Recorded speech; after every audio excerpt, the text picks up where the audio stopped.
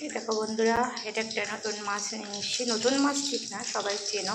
তো কারা কারা এই মাছের নাম জানো অবশ্যই কমেন্ট করে জানিও। তো এই মাছের একটা রেসিপি আমি আজ বানাবো, তো তোমাদের সঙ্গে ভাবলাম শেয়ার করব। মাছের গায়ে নুন আর হলুদ দিয়ে মাখিয়ে নেব। যে লবণ আর হলুদ দিয়ে দিয়েছি, এবার মাছের গায়ে ফেসিয়াল করা হবে লবণ আর হলুদ দিয়ে। তো ভালো করে মাখিয়ে নিই, ফেসিয়ালটা করিয়ে নিই, তারপর ফ্রাই হবে, ডিপ ফ্রাই।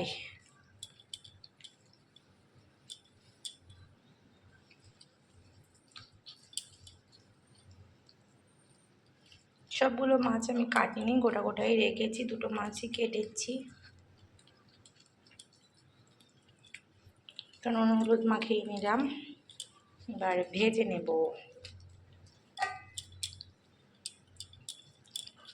মাছগুলো পুরো ভেজে নিই, তারপর দেখাবো তোমাদেরকে।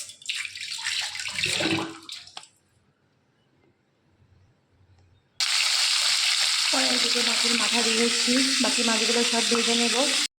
এই যে পুরো মাছ ভাজা আমার কমপ্লিট। এখানে নিয়েছি গুঁড়ি কচু, আলু, বড়ি ভেজে রেখে দিয়েছি একটা, পেঁয়াজ বেটে রেখে দিয়েছি একটু, আদা আর 2 কোয়া রসুন, কাঁচা লঙ্কা চেরা। এই হচ্ছে সিম্পল মাছের মেনু হবে আমার।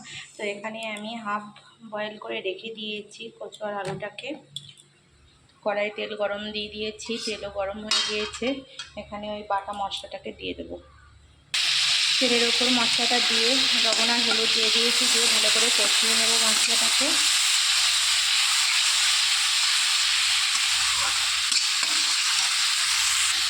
মশলাটা কষানো হয়ে গেছে, তো এখানে সেদ্ধ করা আলু আর কচুটাকেও দিয়ে দেবো।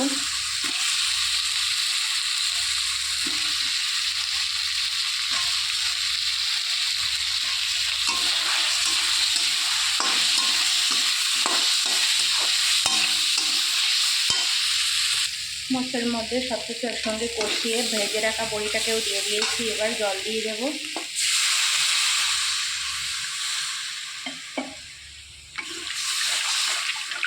আর একটু জল এখানে লাগবে, তো একটু জল দিয়ে এবার ঢাকা দিয়ে রেখে দেবো। ফুটে বড়িটা সেদ্ধ হবে। আর যে আলু আর গুঁড়ি কচুটা ছিল সেটা পুরোপুরি বয়েল করা না, তো ওটাও আর একটু সেদ্ধ হবে। এবার ঢাকা দিয়ে রেখে দেবো। যে ফুটছের মধ্যে একটু জিরে গুঁড়ো দিয়ে দিলাম, জিরে ধনে একসঙ্গে গুঁড়ো দিয়ে দিয়েছি। এবার মাছটাও দিয়ে দেবো, একটু লঙ্কা গুঁড়োও দেবো। লঙ্কা গুঁড়ো, লবণ সব কিছুই দেওয়া হয়ে গেছে। মাছগুলোও দিয়ে দিচ্ছি, পুরো মাছটাকে পাতিয়ে দেব। দিয়ে ফুটে গেলেই রেডি হয়ে যাবে। এই যে মাছটা ফুটে গেছে, সব কিছুই সেদ্ধ হয়ে গেছে, ঝোলটাও কমে এসেছে। এবার গ্যাসটা আমি বন্ধ করে দেবো। আমার সিম্পল মাছের ঝোল রেডি হয়ে গেছে, গ্যাসটাও বন্ধ করে দিয়েছি। তো কেমন হয়েছে আমার এই মাছের রেসিপিটা অবশ্যই জানিও। তো সবাই ভালো থেকো, সুস্থ থেকো, টাটা।